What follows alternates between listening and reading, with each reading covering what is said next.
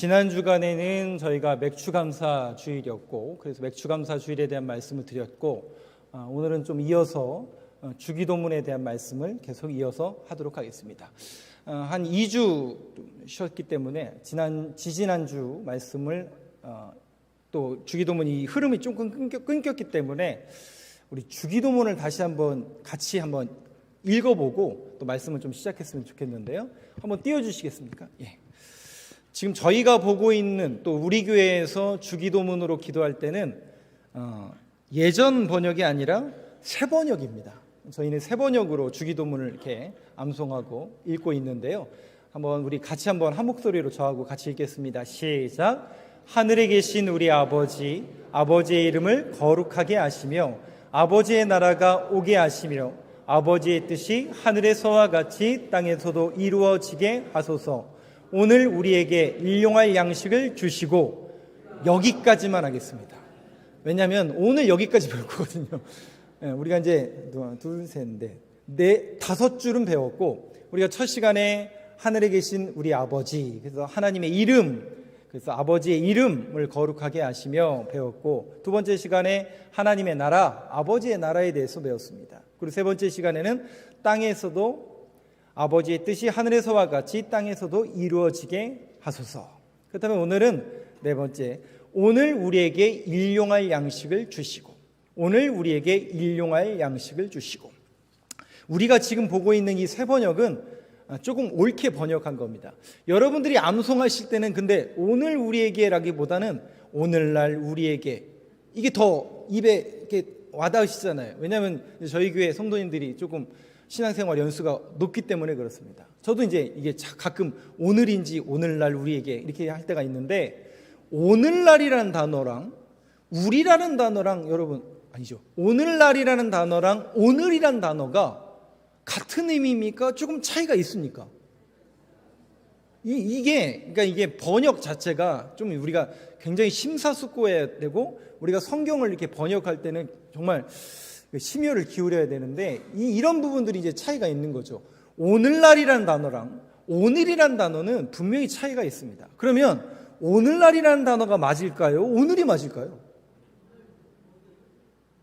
원문에 가까운 번역은 오늘이 맞습니다. 오늘날이라고 번역하는 것보다 오늘이라고 번역하는 게 맞습니다. 그러니까 우리가 쉽게 오늘이에요. 오늘. 이 오늘. 그러면 주님이 지금 주기도문 이렇게 기도하라고 가르쳐 주셨거든요. 야, 너희는 지금 제자 공동체를 향해서 너희는 이렇게 기도하라. 뭐라고요? 오늘 우리에게 일용할 양식을 주옵소서. 이렇게 기도하라고 주님이 가르쳐 주신 거예요.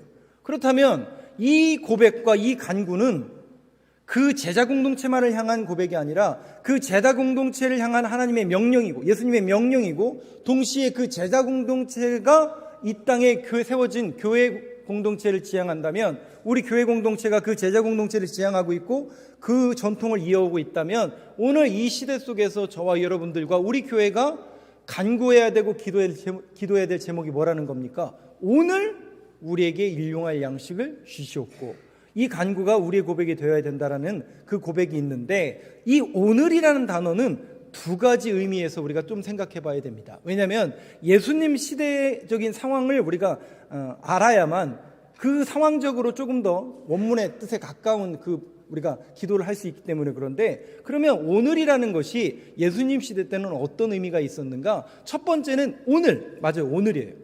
그리고 유대인들에게는 이 오늘이라는 단어가 한 가지 더 뜻을 포함하고 있습니다. 무슨 말씀이냐면, 이제 제가 좀 있으면 계속 이제 만나 이야기를 계속 할 건데, 여러분들에게 한번 질문해 볼게요. 우리 만나, 여기 제가 볼 때는 만나를 모르는 분들은 안 계실 것 같은데, 만나가 하루에 내리죠. 내립니다. 첫날, 둘째 날, 셋째 날, 넷째 날, 다섯째 날, 여섯째 날, 일곱째 날 내려요, 안 내려요? 그럼 어떻게 해요? 일곱째 날은 농사하면 되나요? 여섯째 날은 일곱째 날 것까지 나죠. 그리고 갑절이 내린다고 나왔죠. 2배가 내리는 거예요. 그죠? 그래서 유대인들에게 오늘이라는 단어 속에는 오늘이라는 뜻을 갖고 있고, 그 다음에는 내일의 양식까지도 포함하고 있습니다. 그러니까 오늘과 내일의 양식, 이 모든 것이 포함되어 있는 단어가 바로 오늘이라는 단어입니다. 그래서 우리가 구할 때 하나님 오늘의 양식, 오늘의 일용할 양식을 주옵소서라고 기도할 때는 오늘과 내일의 양식까지도 포함하는 것을 볼 수가 있겠습니다. 그런데 여기까지는 우리가 이해하기가 좀 쉬운데, 그러면 일용할 양식을 구한다라는 이 기도는 어떤 의미에서 우리가 해석을 해야 될 것인가? 일용할 양식, 여러분 그 말 자체로 일용이라는 건 뭐예요? 하루에 쓸 양을 말하는 거거든요. 그러면 하루에 쓸 양만 구하는 건가? 일용할 양식을 구하라는 이 기도의 명제가 어떤 의미가 있는가? 이 부분을 제가 여러분들과 함께 출애굽기 말씀을 함께 나누면서 좀 조명해 보도록 하려고 하는데요. 16장 4절을 한번 보여주시죠. 출애굽기 16장 4절 말씀입니다. 한번 같이 읽겠습니다. 시작. 그때 여호와께서 모세에게 이르시되 보라, 내가 너희를 위하여 하늘에서 양식을 비같이 내리리니 백성이 나가서 일용할 것을 날마다 거둘 것이라. 이같이 하여 그들이 내 율법을 준행하나 아니하나 내가 시험하리라. 말씀을 띄워놔 주세요. 이 말씀은 하늘에서 만나가 내린 겁니다. 그러면 그 만나는 가나안 땅에 들어와서 내렸나요? 광야에서 내린 겁니까? 가나안 땅입니까? 광야입니까? 그러면 가나안 땅에 들어가서는 안 내렸나요? 그렇죠. 들어가고서 정복전쟁이 이루어지고, 즉 땅 분배가 이루어진 다음부터는 어떻게 했어요? 너희들이 이제 수고해서 추수해서 먹으라 라고 말씀하셔서 만나가 그치게 되죠. 이 만나는 광야에서 내린 겁니다. 그런데 죄송해요, 이 말씀을 조금 일부 때는 안 들었는데 여러분들에게 한번 질문해 볼게요. 이거 제가 수요 예배 때도 질문했는데, 만나가 내리는 게 은혜입니까? 만나가 안 내려도 은혜입니까? 네? 뭘 줘야 하나님이 은혜 주신 거 아니에요? 뭘 이렇게 손에 이렇게 딱 쥐어줘야 좀 은혜이고 복 아니에요? 여러분도 어떻게 생각하세요? 안 내린다라는 것은 어떤 의미예요? 수고한 대로 네가 먹으라는 얘기거든요. 그러면 광야는 어떤 곳인데요? 여러분, 우리가 신앙인으로서 이 부분을 여러분 절대 오해하지 마세요. 우리는 자꾸 아무것도 안 하면, 아무것도 안 했는데 내게 주시는 것이 복이라고 생각하는 분들이 종종 있어요. 그게 진짜 복 맞나요, 여러분? 내가 아무것도 안 했는데 내게 준 게 소위 말해서 공짜죠, 공짜. 그게 진짜 복일까? 아니면 내가 수고한 대로 먹는 게 진짜 복일까? 여러분, 성경적인 의미에서 보면요, 내가 수고한 대로 먹는 게 진짜 복이다라고 이야기합니다. 근데 우리는 자꾸만 인식을, 그러니까 안식일이라면 무조건 쉬는 날 이것만 생각해. 아무것도 안 하는 것 이것만 생각하는데 여러분, 절대 그렇지 않습니다. 안식일의 의미는 아무것도 안 한다는 의미가 아니에요. 하나님께만 집중하는 날이라는 의미가 있습니다. 복도 마찬가지입니다. 내가 수고하고 노력한 대가를 먹는 게 진짜 복인데 자꾸 우리는 공짜, 은혜는 공짜가 맞지만 자꾸 복도 그런 의미로 해석하는 경향이 종종 있는데 여러분들이 이 부분을 오해하지 않았으면 좋겠습니다. 광야에서 내린 만나는요, 어쩔 수 없는 상황이었어요. 왜요? 농사를 못 짓으니까. 여러분, 200만 명을 어떻게 먹여 살릴 건데요? 그렇잖아요. 한두 명이 아니라 200명이 아니라니까요. 200만 명이라고요. 그러면 200만 명이 농사 얼마를 거두어야 그 사람들을 먹여 살리나요? 그러면 여러분들이 한번 곰곰이 생각해 보세요. 그 광야라는 곳에서 이스라엘 백성들이 뭐 하고 살았을까? 정말 그 사람들은요, 하늘만 보고 살았을 것 같아요. 하늘만. 왜 하늘만 보고 살았을까요? 하나님이 명령하셨거든요. 왜냐하면 이동하라는 명령이 뭐예요? 구름 기둥이 떠오르고 이동하면 이제 우리가 천막 걷어서 이동하라는 뜻이구나. 그래서 이동하는 겁니다. 그러다 멈춰요. 그럼 어떻게 해요? 거기에 천막 치라는 얘기구나. 또 천막을 쳐요. 낮에는 더우니까 구름 기둥으로 인도하시고, 밤에는 추우니까 어떻게 해요? 불 기둥으로 인도하시는 거죠. 그러니 이스라엘 백성들은 땅을 볼까요? 하늘을 볼까요? 자연스럽게 하늘을 지향하게 되어 있습니다. 그러면 저는 이 모습이 오늘 이 시대를 살아가는 우리 신앙인들의 모습이어야 된다고 늘 생각합니다. 하나님께서 원하시는 그런 삶의 태도는 뭘까? 바로 땅만 보는 것이 아니라 하늘을 보라는 거죠. 하나님의 은혜를 바라보고 하나님께서 주시는 만나를 너희들이 기억하라. 여러분 여기 4절 말씀을 한번 잘 보세요. 하늘에서 양식을 비같이 내리니, 이 양식을 우리는 뭐라고 하죠? 만나라고 합니다. 그 만나 생각해 보세요. 아침마다 맺히는 그 만나를 보면서 하나님께서 오늘도 은혜를 주셨구나, 이 은혜를 깨닫게 하기 위함이라는 사실을 여러분들이 분명히 기억하셔야 됩니다. 특수한 상황이라고요. 하나님의 은혜가 무엇인지 잘 모르고 하나님의 은혜를 깨닫지 못하는 그 백성들을 향한 하나님의 초자연적인 기적이었다고요. 이미 알고 있는 우리에게는 만나보다 더 중요한 게 뭐예요? 근데 우리는 자꾸만 만나만 원하시는 분들이 종종 있는데 아니라니까요, 여러분. 그거는 어쩔 수 없는 상황이었다고요. 지금 저와 여러분이 더 이미 복을 받은 상태라니까요. 왜 그걸 못 깨달으시는 거죠? 왜 거기에 자존감이 높아지지 못하시는 거죠? 여러분 자체가 이미 복된 상태라니까요. 아슈레, 당신은 이미 복을 받은 사람입니다. 아이고 뭘 좀 줘야지. 아니요, 여러분들이 이미 복을 받은 상태예요. 내가 이 자리에 나온 것 자체가 복이고요, 이 시간 말씀을 들을 수 있는 것, 이 자리에 나올 수 있는 이 모든 것이 복이라고요. 누구에게는? 이 시간 못 나오는 분들이 얼마나 많은데요. 이 시간에도 병상에서 어쩔 수 없는 환경에서 유튜브로 영상 예배드리는 그분들을 한번 곰곰이 생각해 보시라고요. 그래도 조금 몸을 아플지 모르지만, 조금 날씨가 찌뿌둥해서 교회 가야 되나 말아야 되나 고민하는 분도 있었겠지만, 여러분 이 자리에 나와서 하나님을 예배하는 그 자체가 복이라는 사실을 분명히 기억할 수 있는, 또 깨달을 수 있는 은혜가 주어지길 간절히 소망합니다. 그 복을 우리가 이미 누리고 있다고요. 그거를 자꾸 훈련시키는 거예요. 이스라엘 백성들에게 광야에서 하나님이 비같이 내리리니 백성이 나가서 일용할 것을 날마다 거둘 것이라, 하루에 한 분량만 하나님께서 거두라고 계속 이걸 어떻게 하시는 거냐면 훈련시키는 거예요. 훈련시키는 거예요. 그러면 아침이 딱 돼요. 그럼 이스라엘 백성들은 뭐 할까요? 바구니 들어야죠. 바구니 들어야 될 거 아니에요. 뭐 하러요? 만나 주스러 가야 될 거 아니에요. 그러면서 뭘 기대해요? 하늘을 보면서 오늘 만나가 내리려나 안 내리려나. 하늘을 보게 한다는 거죠. 그 훈련을 시키는 하나님의 은혜.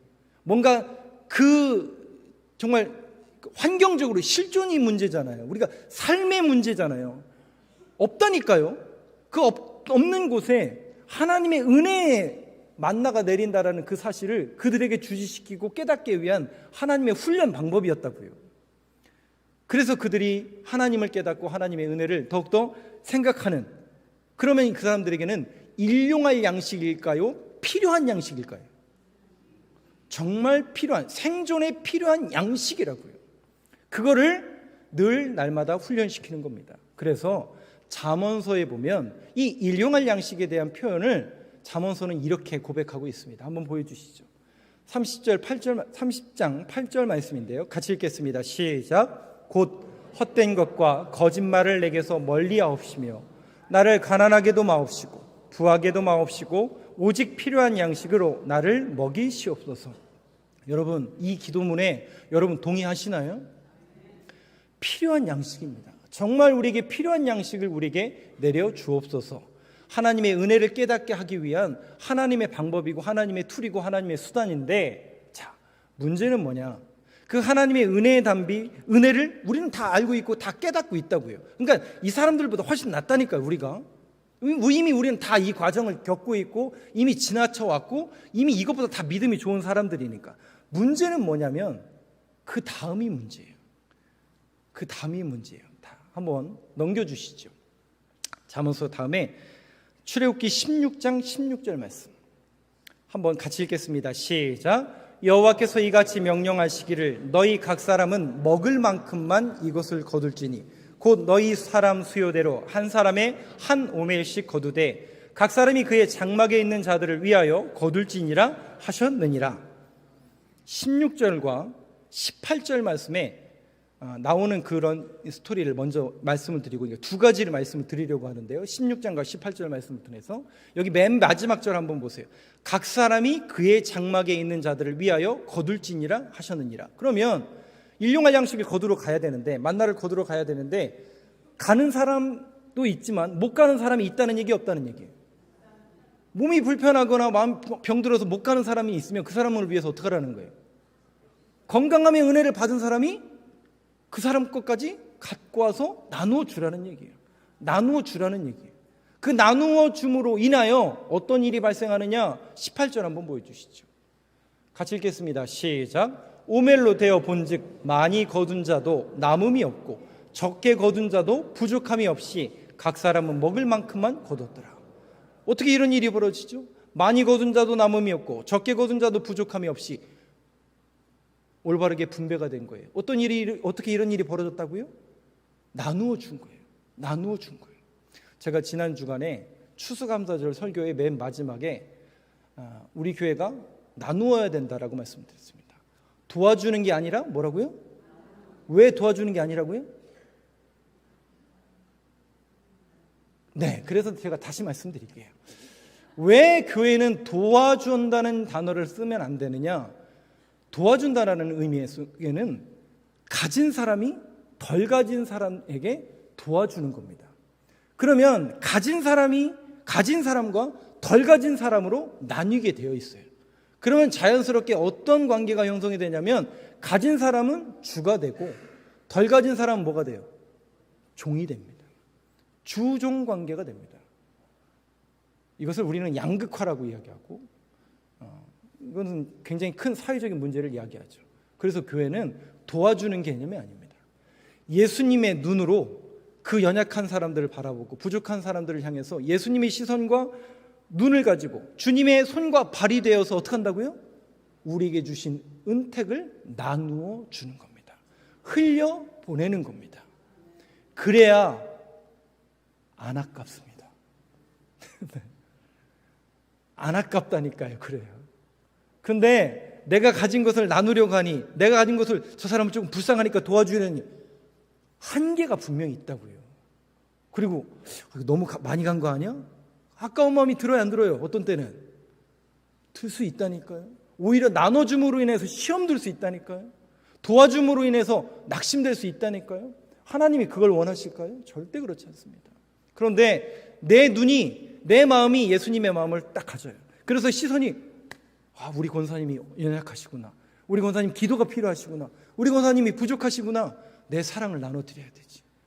예수님의 시선과 마음으로 내가 저분을 위해서 기도해야지. 누구의 마음이라고요?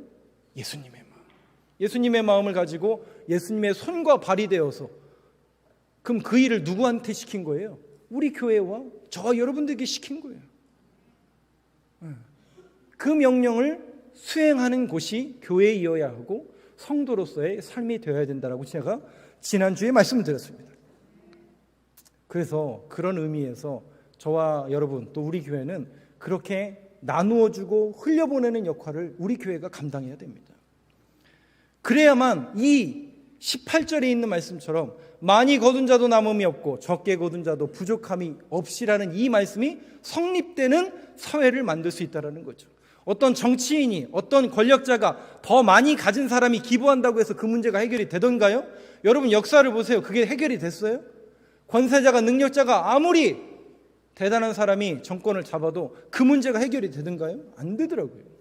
오직 이 문제를 해결할 수 있는 것은 하나님의 방법으로 예수님의 시선과 눈을 가지고 이 땅 가운데 우리 교회와 저와 여러분들에게 주신 그 은혜를 흘려보내고 나누는 그 역할을 감당하는 우리 교회와 저와 여러분이 되길 간절히 소망합니다. 그 사회를 이루라는 명령이 우리에게 주어진 거죠. 그런데 문제는 다시 16절 한번 보여주시겠어요? 이게 문제예요. 뭐가 문제냐? 여호와께서 이같이 명령하셨는데 너희 각 사람은 얼만큼이에요? 얼만큼이요?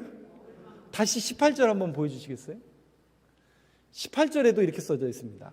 오멜로 되어 본즉 많이 거둔 자도 남음이 없고 적게 거둔 자도 부족함이 없이 각 사람은 얼만큼? 진짜요? 진짜 그만큼만 해오면 돼요? 조금 더 갖고 오면 안 돼요? 내일 것까지. 그러면 이제 200만 명이잖아요. 어마어마한 사람이죠. 만나가 내렸을 텐데 200만 명이 먹을 수 있는 분량이었을, 그러니까 200만 명 딱 한 사람 앞에 한 사람씩만 먹을 수 있는 양이 내렸을까요? 그거보다 더 많이 내렸을까요? 네? 뭘 그런 걸 나한테 질문하냐라는 표정들이신데 더 많이 내렸죠. 왜냐하면 더 가져가는 사람이 분명히 성경에는 먹을 만큼만 가져가라고 그러는데 이 먹을 만큼은 하루에 먹을 만큼이거든요. 그럼 더 가져가는 사람이 있었다는 얘기 없었다는 얘기예요. 20절을 한번 보시죠. 20절 한번 같이 읽겠습니다. 시작. 그들이 모세에게 순종하지 아니하고 덜어는 아침까지 두었더니 벌레가 생기고 냄새가 난지라 모세가 그들에게 노하니라. 있어요 없어요? 거기다가 어떤 사람이 있느냐, 참 가관입니다. 27절 한번 보시죠. 같이 읽겠습니다. 시작. 일곱째 날에 백성 중 어떤 사람들이 거두러 나갔다가 얻지 못하니라. 이런 사람 꼭 있어요 없어요? 장담을 하시는데 왜 이럴까요 여러분? 너무나 잘하시네요. 근데 일부에도 제가 말씀을 드렸지만 제가 간증하고 그런 의미에서 말씀드린 게 아니라 여러분들에게 이 말씀을 전하기 전에 저부터가 문제더라고요. 이 욕심이라는 이 문제가 정말 끊어내기가 너무 어려워요. 저는 그러면 목사님도 욕심이 있느냐? 당연히 욕심이 있죠. 오늘도 장로님하고 그런 말씀 드렸지만 제 욕심은 뭘까요? 당연히 많은 성도님들이 함께 예배드리고 숫자에 연연하며 예배 숫자에 연연하며 함께 오늘은 유튜브를 몇 명이 봤을까? 오늘은 몇 명이 예배 같이 드렸을까? 그분이 나오셨나 안 오셨나? 이 관심을 가져야 안 가져요 제가? 당연히 갖죠. 왜요? 능력 있는 목사라는 소리 듣고 싶으니까, 잘하는 목사라고 칭송받고 싶으니까, 큰 교회의 목사라고 칭송받고 싶으니까. 욕심이라고요. 근데 그거를 끊어내기가 여간 어려운 문제가 아닌 것 같아요. 정말로 그렇습니다.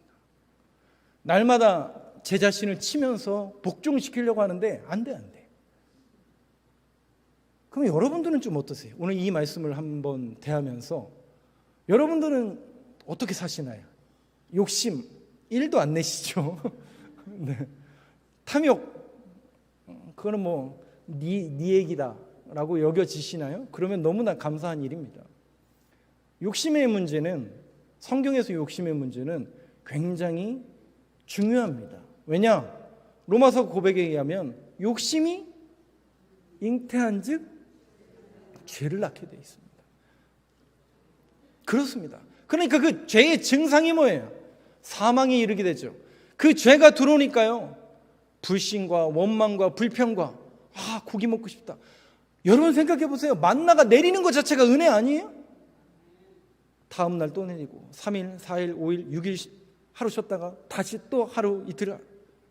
사람이요, 구걸도 반복되면 권리가 되는 것처럼 인간의 그 욕심이라는 것은 정말 무섭습니다.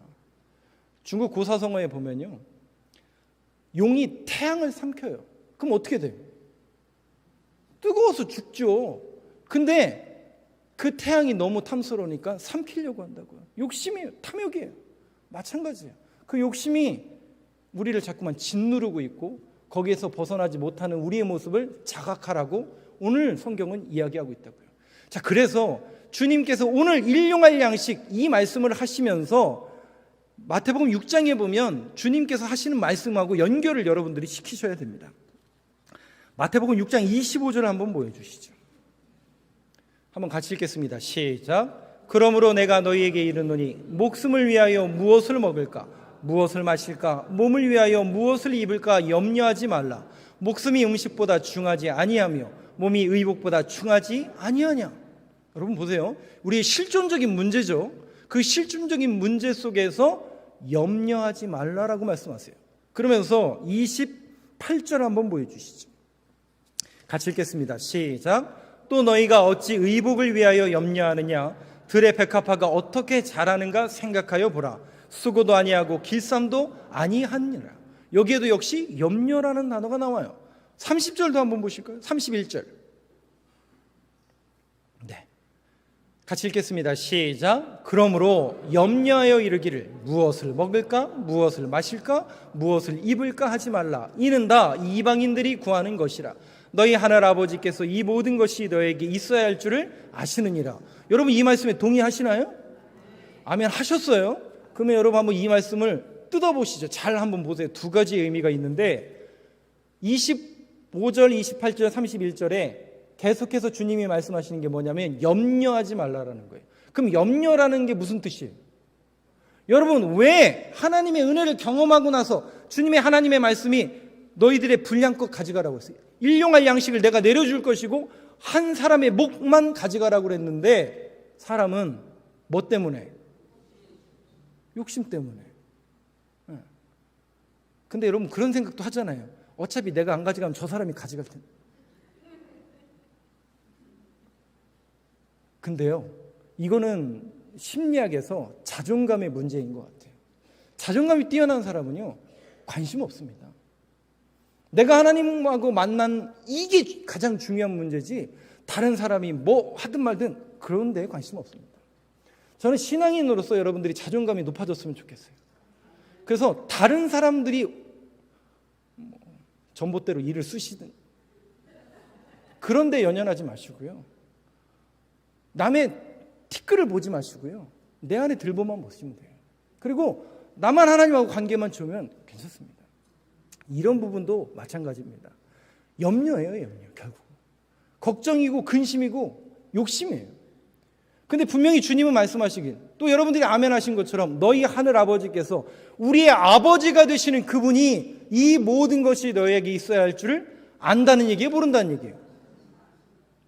그거를 아멘 해놨으니 이제 어떡하죠? 네. 어떡하긴 어떡합니까? 이제 믿음으로 순종하는 방법밖에 없죠. 이거는 이방인들이 구하는 거예요. 근데 그 염려라는 단어가 뭐냐면 마음이 쪼개지다라는 뜻을 갖고 있어요. 그럼 마음이 쪼개지다라는 게 뭐예요? 하나님의 은혜를 경험하면서 아, 내가 하나님의 은혜로 살아가고 있구나. 마음이 하나가 됐어요. 그런데 그 안에 욕심이 들어요. 들어와서 죄가 나요. 그러면서 뭐예요? 마음이 쪼개지는 거예요. 그러면서 마음 한편에 갈등이 생기고 우리 신앙인으로서 이렇게 해야 되나 저렇게 해야 되나, 저 사람을 만나야 되나 여기를 만나야 되나. 하나님은 오직 하나님의 은혜만을 구하라고 말씀하셨는데 세상을 보기 시작하는 거죠. 왜? 염려 때문에. 마음이 갈라지니까. 오늘 이 말씀을 듣는 저와 여러분들의 마음은 오로지 하나님만 지향하고 하나님만 바라볼 수 있는 염려가 사라진 신앙인으로서 거듭나는 저와 여러분이 되시길 간절히 소망합니다.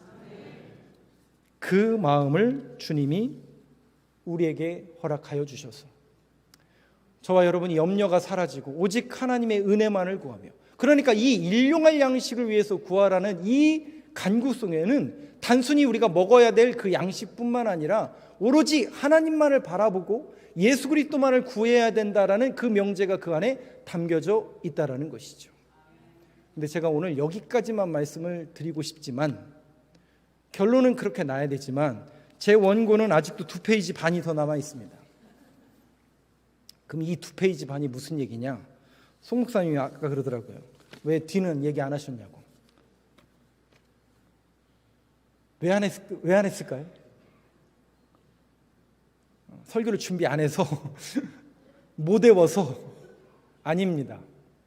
굉장히 제가 조심스럽기 때문에 그렇습니다. 이것은 나중에 또 제가 우리 이제 특별히 이제 이거는 이제 기획위원들이나 이런 분들과 함께 나눌 얘기지만, 임원 세미나에서 나눌 얘기지만 지금 이 자리는 조금 이 부분에 대해서는 제가 이야기하는 것은 조금 어려운 자리인 것 같고, 우리가 이 먹는 부분에 대해서 말씀을 이제 치워주셔도 될 것 같습니다. 예, 옆으로 삭제해 주셔도 될 것 같습니다. 먹는 문제는 이제 우리 교회의 문제이어야 합니다. 제가 뭐 책을 많이 읽는 사람은 아니지만 그 토마스 아퀴나스라는 신학자가 한 그 워딩을 잠깐 여러분들에게 소개해드리겠습니다. 그 토마스 아퀴나스라는 그 신학자는 중세 시대의 신학자입니다. 그 중세 시대 때는 교회의 힘이 아주 막강했죠. 또 교황의 권력이 막강해서 교황 신수설이 뭐냐면 그냥 교황은 예수님과 동기동창이라는 그런 얘기죠. 교황의 말 자체가 하나님의 말씀이다라고 그렇게 여겨지는 그런 시대였는데, 그때 이 토마스 아퀴나스가 이런 워딩을 남깁니다. 이제 교회는 내게 은과 금은 없거니와라는 시대는 지나갔다. 동시에 나사렛 예수의 이름으로 걸으라라는 시대도 지나갈 것이다. 여러분, 이 명제에 어떻게 여러분 이해가 되시나요? 다시 한번 읽어드릴까요?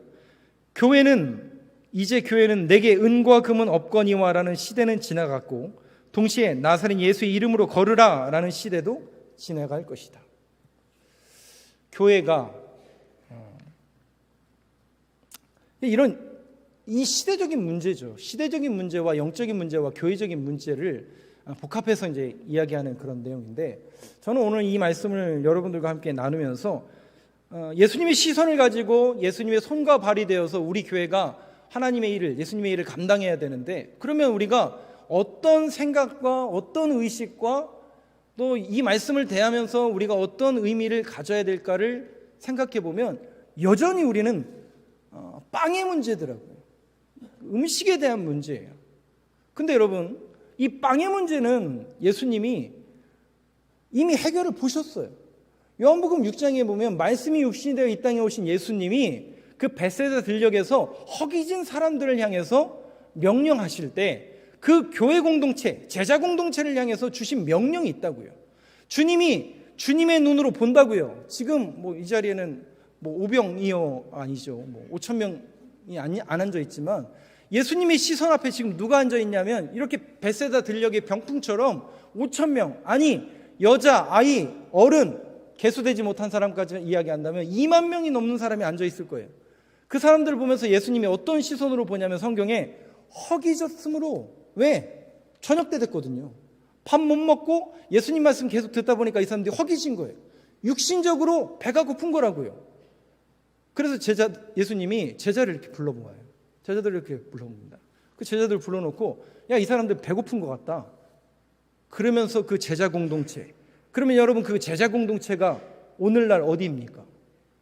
그 제자 공동체를 통해서 초대교회가 형성이 됐고 그 초대교회를 지향하며 그 전통이 우리 교회까지 이어졌다면 그 제자 공동체에게 주신 예수님의 명령은 오늘 이 시대를 살아가는 우리 교회의 명령이기도 한 거거든요.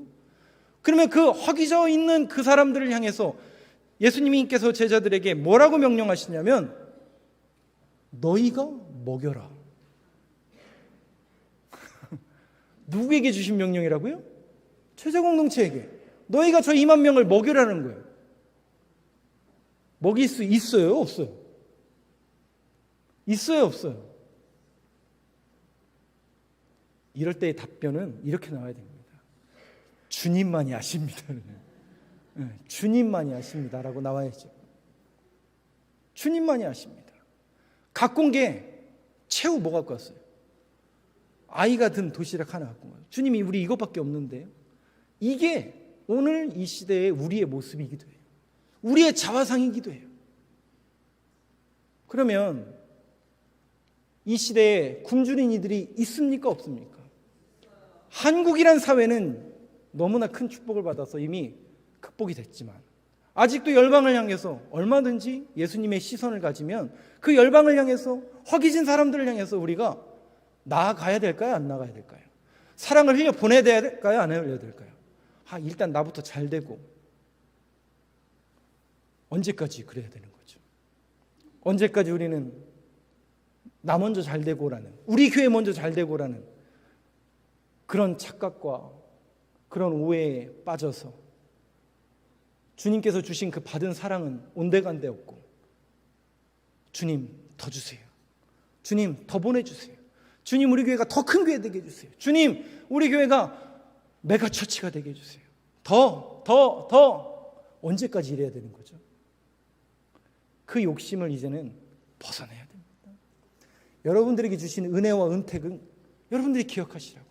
하나님께서 지으신 모든 것이 선하심에 감사함으로 받으면 버릴 게 없다니까요.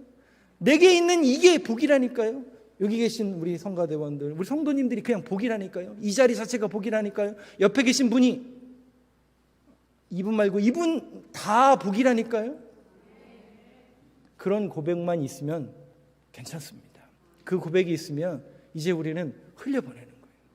그 사랑을 흘려보내고 열방을 향해서 흘려보내고 이 지역에, 근데 우리 지역 주변에는 어려운 이웃은 없다 하지만 찾아내야죠. 예수님의 마음과 시선으로 그들을 찾아내야죠. 우리 교회가 그 일을 감당하는 교회가 되길 간절히 소망합니다. 그 일을 제가 하는 게 아니라 여러분들이 하실 거예요. 어떻게? 사회봉사부라는 부서가 있습니다. 저희 교회는. 그 부서장님과 함께 계획을 세우고 기획위원과 장로님들과 함께 저와 여러분들이 이 거룩한 사역에 머리를 맞대서 이제는 우리 교회가 너희를 먹이라 라는 그 주님의 명령에 순종하는 교회로 거듭나야 되지 않을까요? 작은 것을 드리지만 그 작은 것이, 그 말씀에 순종하는 그 순종이 5,000명, 2만 명을 먹여 살리는 기적을 낳게 될 줄로 믿습니다. 우리 교회가 그런 일을 감당하며 저와 여러분들의 인생이 그렇게 쓰임받게 되길 간절히 소망합니다.